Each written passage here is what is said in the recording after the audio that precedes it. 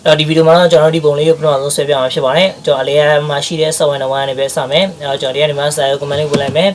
သူ့ရဲ့ unit ထဲမှာထားပါသူဒီ bouncing metric နဲ့သွားမှာဖြစ်ပါတယ်အဲကြောင့် CAD ISO file ဖွင့်ရမှာဖြစ်ပါတယ်ဒီမှာ center မှာ clean နေပြီးတော့မှ diameter ဘယ်လောက်သွားပြရမလဲဆိုရင်90သွားပြရမယ် radius ဆိုရင်45သွားပြရမှာဖြစ်ပါတယ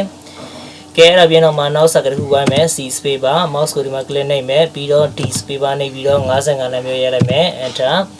okay အဲ့ဒါပြန်တော့မှကျွန်တော်ပထမဆုံးဒီဟာလေးဆွဲလမ်းမျိုးဆွဲပါမယ်အဲ့အတွက်ကျွန်တော်ဒီကနေမှ line command လေးဝင်မယ်ဝင်ပြချိန်ကျရင် horizontal နည်းနဲ့သွားလိုက်မယ်ပြီးတော့ offset ဘယ်လောက်လုပ်မလဲဆိုရင်4လုပ်ပါပဲဘာကြောင့်ဆိုရင်သူက h ရှိတဲ့အတွက်ကြောင့်လို့ပါ distance ကအဲ့တော့ဒီမှာ click နှိပ်ပြီးတော့ select မှတ်မယ်အောက်ကိုလည်းမျိုး click နှိပ်လိုက်မယ်ပြီးတော့မလိုတာရှိရင်ဆိုတော့ကျွန်တော် trim လိုက်မယ်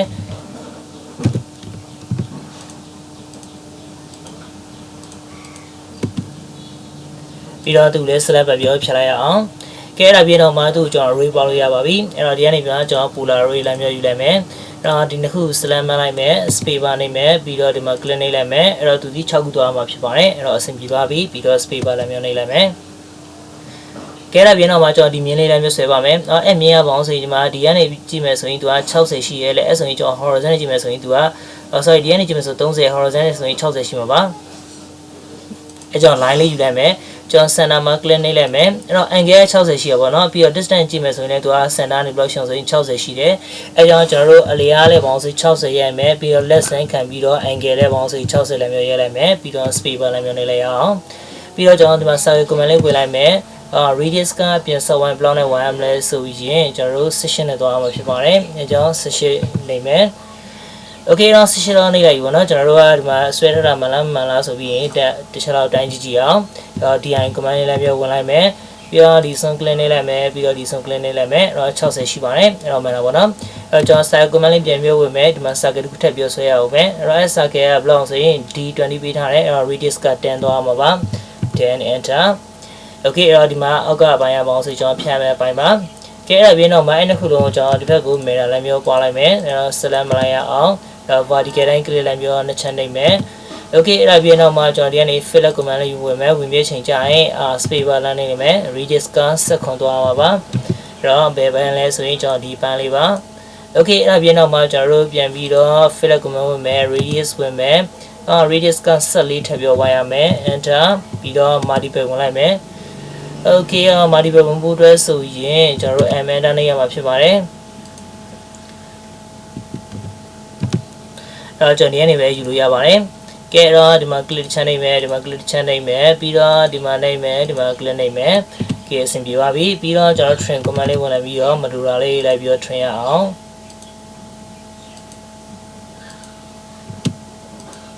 အဲ့တော့ select မှတ်မယ်ဖြတ်မယ်ဒါတွေကိုကျွန်တော် select မှတ်ပြီးတော့ဖြတ်လိုက်မယ်ပြီးတော့ဒီဟာတွေကိုကျွန်တော် manager တော့ကျွန်တော်တို့ center line ဆွဲဖို့အတွက်ဆိုရင်တော့လိုရမှာပါအဲ့တော့ဒီတိုင်းထားခြင်းနဲ့ထားလို့ရပါတယ်အဲ့တော့သူ့လည်းကျွန်တော် mirror ပွားခြင်းလည်းပြီးတော့ပွားထားလို့ရပါတယ် center line အတွက်ပါကဲတော့ဒီအားလုံးကိုကျွန်တော် output mirror လည်းမျိုးပွားမယ်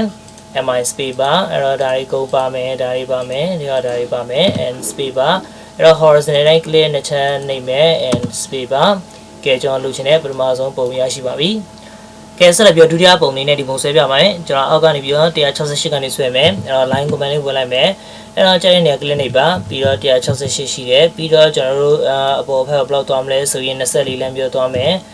enter and space bar ပြီးတော့ကျွန်တော် line command ဝင်ပြီးတော့ vertical တိုင်းကိုကျတဲ့ mouse ဆွဲလိုက်မယ်ပြီးတော့သူ့ကိုကျွန်တော် offset လုပ်လိုက်ပါမယ်ဘလောက်လုပ်မလဲဆိုရင်ဒီမှာ50လုပ်မယ်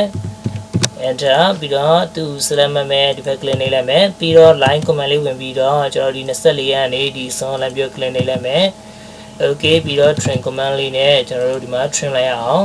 ်ပြီးတော့ဒီမှာ fill ကအောက်ကသူ block ပြောထားအောင်ဆိုရင်ဒီမှာ5လား6လားတော့မသိပါဘူးအောက်က6ဖြစ်မှာပါတော့ f enter ပြီးတော့ r enter ပြီးတော့ကျွန်တော်တို့ block သွားမလဲဆိုရင်6ပဲလုပ်လိုက်ပါမယ်အဓိကလုတ်တိုင်းပြီးတော့ပါပဲ block နဲ့လုပ်လို့ရပါတယ် okay အဲ့ဒါပြီးရင်တော့မှကျွန်တော်တို့ကဒီကောင်လေးကိုခဏလေးဖြောက်ထားလိုက်ရအောင်ဖြောက်ပြချိန်ကျရင်ကျွန်တော်ဒီအောက်ကနေအပေါ်ဒီမှာ block သွားမလဲဆိုရင်50နဲ့မှဒီ software တောင်းဝိုင်းရမှာဖြစ်ပါတယ်ကဲတော့ circle command လေးယူမယ် mouse ကိုကျွန်တော်တို့ center မှာခဏထားမယ် drag ယူမယ်ပြီးတော့50နဲ့လမ်းပြောရိုက်မယ် enter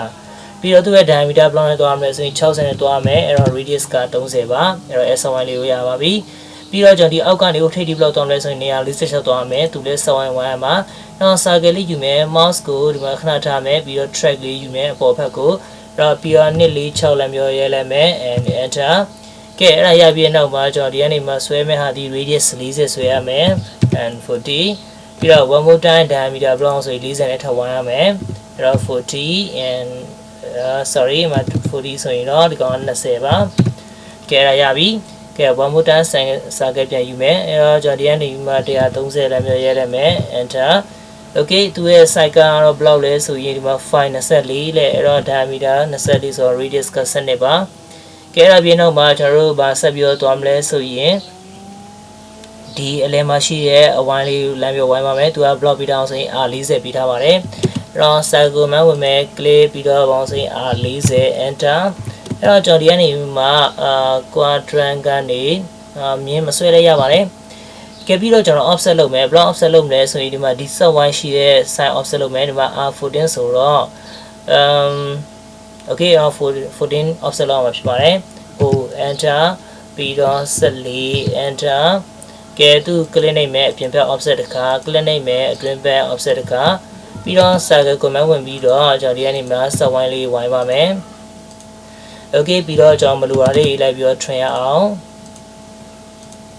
okay ဒါလည်းမလိုဘူးအဲ့တော့ကျွန်တော်တို့ဒီကောင်လဲလူမှာပါဘာကြောင့်ဆိုတော့ center line ဖြစ်နေပြောင်းမှုပါကဲထားလိုက်ပါမယ်သူကိုအဲ့တော့သူ select မှပြီးတော့ကျွန်တော်ဖြတ်လိုက်မယ်